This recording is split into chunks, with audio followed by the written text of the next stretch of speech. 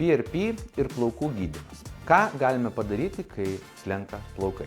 Vienas iš pirmų dalykų, kurį dažnai rekomenduoju pacientams, kurie ateina dėl plaukų slinkimo, tai yra PRP. Platelet Rich Plasma arba lietuviškai trombocitais praturtinta plazma. Ko mums reikia, kad galėtume gauti ar pasidaryti PRP?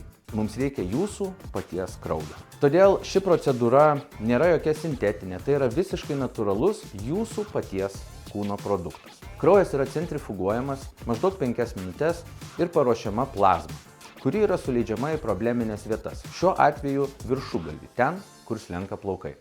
Procedūrą galime atlikti tiek vasarą, tiek ir žiemą. Temperatūra niekaip neveikia mūsų audinių po šios procedūros, todėl jaudintis dėl sezoniškumo tikrai nereikėtų. Gydantis PRP reikėtų atlikti bent jau 3 procedūras tam, kad pamatytume pirminius rezultatus.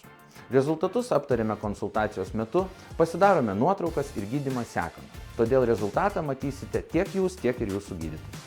Po gydymo PRP seka ilgesnis periodas, kuomet sekame savo rezultatus ir jais džiaugiamės. Tačiau po kelių metų gali reikėti procedūrą ir pakartoti. Tokiu atveju reikėtų grįžti pas gydytoją konsultacijai, įvertinti situaciją ir pritaikyti geriausią gydymą. Nors PRP leidžiame tiek vyrams, tiek moterims, konsultacijos metu turėtume įvertinti situacijos sudėtingumą. Kartais injekcijos jau nebėra veiksnios ir tada turime griebtis chirurginio gydymo, plaukų transplantacijos.